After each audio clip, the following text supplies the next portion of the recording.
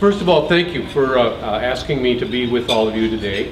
I think I'm at just coming up with 4 months with the City of Palmdale. So I started first part of April. And I did want to maybe give you a little bit of my background, because sometimes it helps to understand where somebody's going if you understand a little bit about where they came from. And so I grew up in Minnesota. Anybody from Minnesota here? I know Chris got friends in Minnesota. And so I grew up in Minnesota, and that'll kind of come out a little bit later. But did a lot of work in scouting. I'm an Eagle Scout. I really felt like service was important, and I think that's what sort of led to a career in local government, was the desire to serve and the desire to give back to your community. I've been in local government since 1972. Who was born after 1972? There's a bunch of you in here that were born after. Every place I go, the group gets younger and I get older. So I've been in this business 40 years and have really enjoyed it. I've been the city manager in a number of different communities in Minnesota, including the city of Minnetonka, New Brighton, St. Anthony, and a little town called Blue Earth, which is my first little town where I got to be a city manager. And my very first job, I was the planning director in Casa Grande, Arizona, when I was 21 years old.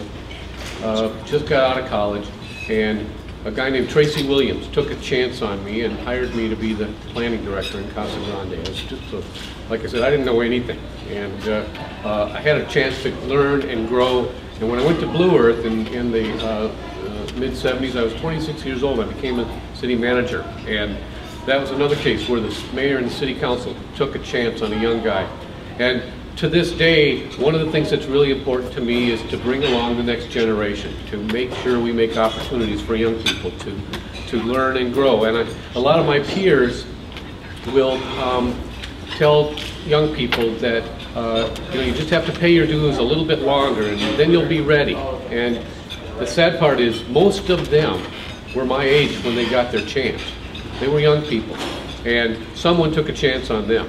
And now we're talking to assistant city managers and others, and they're in their 40s, and somebody's telling them, just hang in there, you'll be ready someday.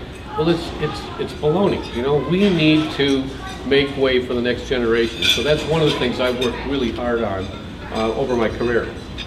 And where that really comes out is that I've tried to serve my profession, and some of you may know that I was I'm the past president, immediate past president of the International City County Management Association. So I was the president of my professional association, and we have members, 9,000 members throughout the world in over 20 countries. And so one of the messages that I carried during my year as president was that we need to make way for the next generation. We need to bring them along, we need to coach them, we need to mentor them, and we need to make sure that there's a talented group of people to take our places. So I spent a lot of time working on that. In addition to that, I also,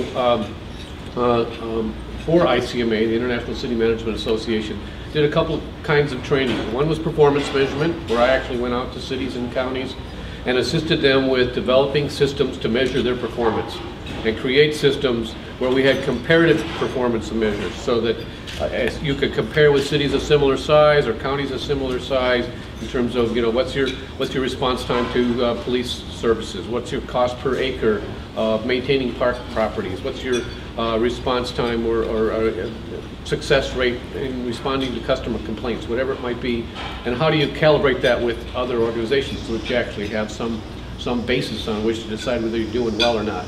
The other thing I did some training on, and probably the thing I have the most passion about, is I do a lot of training, and I still do, on ethics.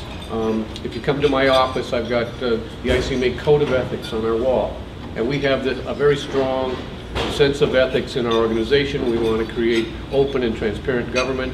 And so I do a lot of training to my peers and to organizations to help them think through ethical situations that they might face, and to look at the values that they live to make sure that they're aligning their values with their behaviors, with whatever those ethical outcomes might be. So that's a little bit about my background. Most recently, it might just change. Most recently, I moved here from Washoe County, Nevada, where I was the assistant county manager.